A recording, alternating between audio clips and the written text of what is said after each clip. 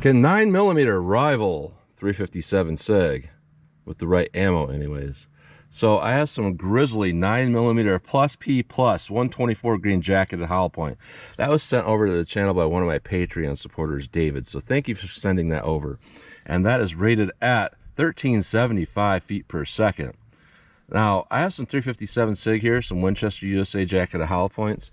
And I tested that in the past and only got 1419 feet per second. So those ratings of that 9mm+P plus is pretty close to what I got from the 357 SIG. So this should be interesting. I'm going to use my 5-inch pistols today, my 5-inch M&P 40 with the 357 SIG conversion barrel in it, and my 5-inch barrel M&P 9. So very comparable pistols, almost identical. Should be interesting to see what we get with these. So I'm going to go through the chronograph, see what kind of velocity and accuracy I get at the same time. Then I'm going to do my 10% clear ballistic gel test. So I'm going to go into plain 10% clear ballistics to see if the best potential I can get with these. No fabric in the way that can potentially clog a hollow point. We'll just see how these look in plain clear gel. That's our best potential. Then we'll move on to doing a real world simulation where I'm going to have 4 layers of sweatshirt material in this first 3-inch piece that represents hitting a pectoral muscle, followed by a 1/4-inch medium density fiberboard to represent hitting ribs or sternum, 16 more inches of clear ballistics, then another 1/4-inch medium density fiberboard at the back to represent hitting back ribs. Clear ballistics is roughly a half representation of the density of flesh with that rib simulation in there. So if we got like 14 inches through the rib simulation, that's gonna be like more like 7 inches on a real living target. So we'll do our plain clear ballistics shot, best potential shot, then we'll move on to doing our real world simulation shot. And then I will shoot at the steel target to see if there's a big difference in practical accuracy and shootability. So let's get started with this test. All right, let's run our Winchester 357 SIG 125 grain jacketed hollow point. This is rated at 1350 feet per second, but I do get a higher velocity out of this particular 5-inch barrel. And that's interesting because 125 grain rated at 1350. That Grizzly 9mm+P plus is rated at 1375, and it's only 1 grain lighter. So we don't know what we're gonna get until we test it through 5-inch barrels, at least with the 9mm. So let's see what we get here with our 357 SIG 5-inch barrel, 125 grain jacketed hollow point. 1439, 1412,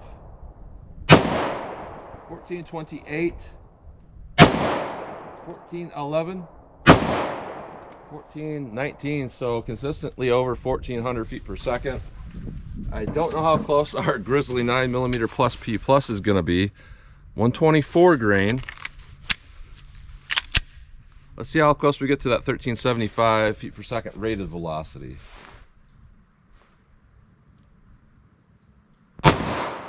1390. 1455. 1393. 1398. 1390. So except for one shot that was actually higher than most of the 357 SIG shots, our 9mm+P plus is just almost there with the same velocity as the 357 SIG, and I might say a little bit less recoil, honestly, with the 9mm+P plus. That's very interesting. Let's do our ballistics gel block and see how these compare. All right, first up, we'll do our plain clear ballistics shot. No fabric in the way that could potentially clog a hollow point and prevent expansion. No rib simulation that could potentially slow down its penetration. So let's see what we get here with the 357 SIG.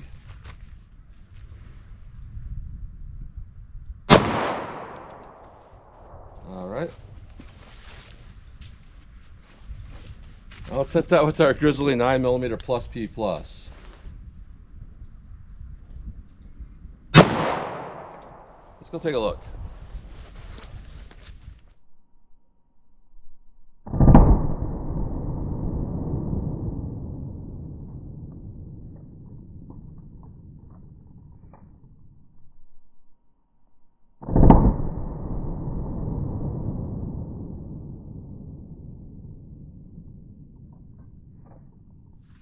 Wow.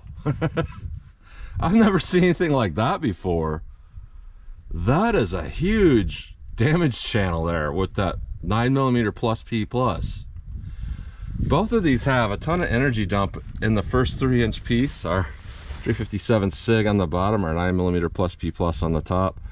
I'll say our 357 SIG's a little bit bigger, but once we enter that main block, everything changes by a huge amount.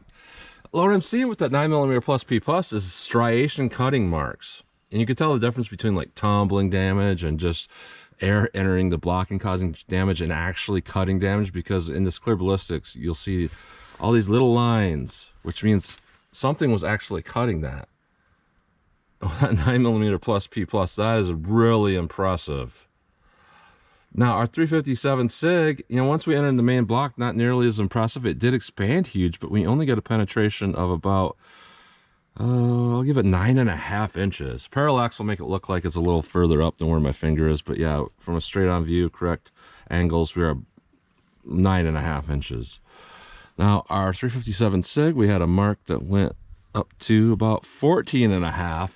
A little bit of rollback, not much. But it's just very impressive to see that level of damage in there. I was not expecting to see that, so very good. Let's do our real world simulation now and see how these compare. All right, our real world simulation: 4 layers of sweatshirt material followed by 3 inches of clear ballistics that represent hitting a pectoral muscle, followed by a 1/4 inch medium density fiberboard that represents hitting ribs or sternum, 16 more inches of clear ballistics, and another 1/4 inch MDF at the back to represent hitting back ribs. Let's see what we get here with our 357 SIG.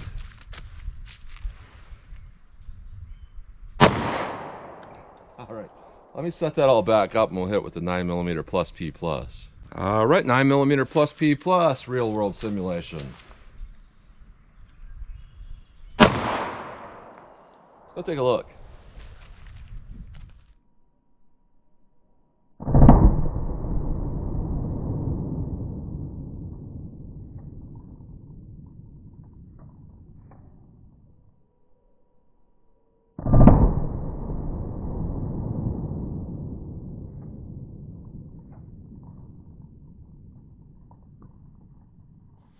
All right, so that brought our performance a little bit closer to each other.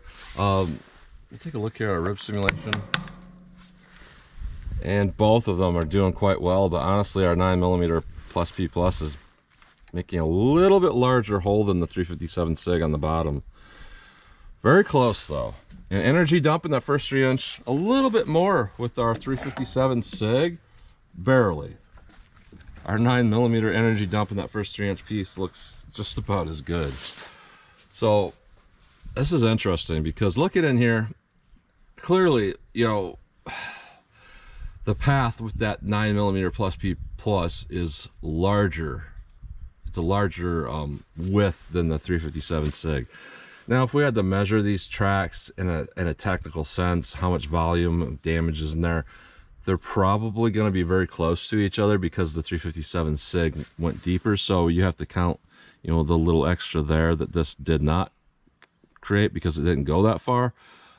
But at the same time, this right here is much larger right here where it counts a little bit more. So I would have to say, honestly, in the real world, I think our 9mm+P+ would do more damage to the intended target and stop it faster than the 357 SIG, which says a lot. Our 357 SIG, it's not bad. It's not bad performance. We have some good expansion. We're at about 15 inches of penetration. But our 9mm+P+, huge track in there. Dumped all its damage right there and stopped right at 12.25 inches. So I'm gonna have to say that 9mm+P+ is a little bit better fight stopper, and we're doing it with less recoil, and we got a little more capacity too. Interesting. Let's pull these out of the block. We'll take a close-up look at these bullets, then I'll shoot our steel and see what kind of practical accuracy and shootability I can get with these. All right, so here's a close-up look at these bullets going through plain gel. Here's our 357 SIG. That really flattened out. And here is our 9mm+P+. So a big difference there. You know, our 357 SIG, it's just, I don't know, it just went too fast for that bullet design. So it wanted to flatten out right here and just fall apart right away in plain gel, as where that 9mm bullet there, it held together a little bit better. So it's definitely a little bit better bullet for those type of velocities, I would say, than the 357 SIG bullet. But both of them are pretty good. Now when we go through our real world simulation, this actually flipped upside down is a little bit different. It's like the opposite now, because our 357 SIG to the fabric actually performed a little bit better and through our rip simulation, but our 9mm just exploded basically. Yet it still hit adequate penetration. There's like half of the bullet here missing with that with that 9mm. I don't even know where it's at. I don't see it in the gel block or anything. So our 357 SIG through our real world simulation did pretty well. And just remember, this right here is doing better than most, probably 95% of 9mm loads. This is doing better than that because it is a 357 SIG. But compared to the 9mm+P+, I mean, this is devastating. I would not want to get hit with this.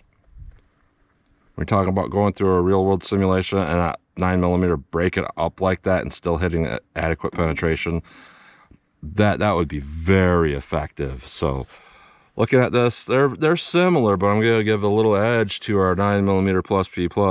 So that's a close-up look at those bullets. All right, 14 yards from the target, our practical shootability distance here. So I'm just going to get a sight picture, line up the sights, pop these off as fast as I think I can realistically hit the target. See if there's a big difference between 357 SIG and 9mm+P+. So here's a 357 SIG from 14 yards. All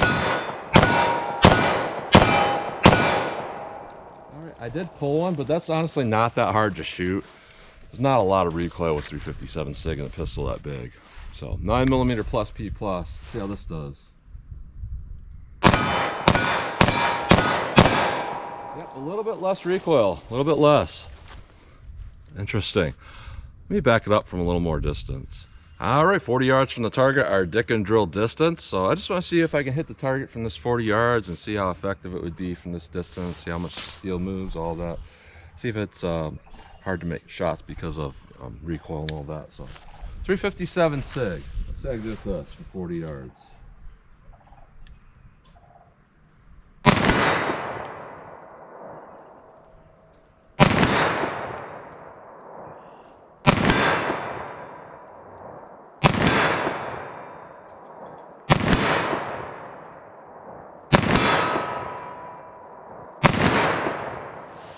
So that stuff shoots point of aim, and you can see where I'm pulling it down a little bit.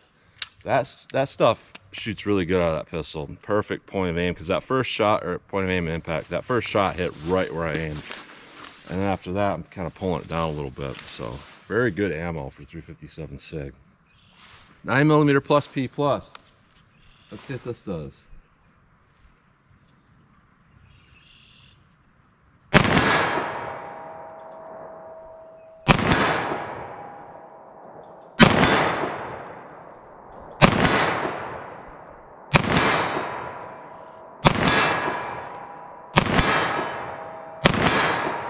All right, so pretty much the same, except again, just a little bit less recoil.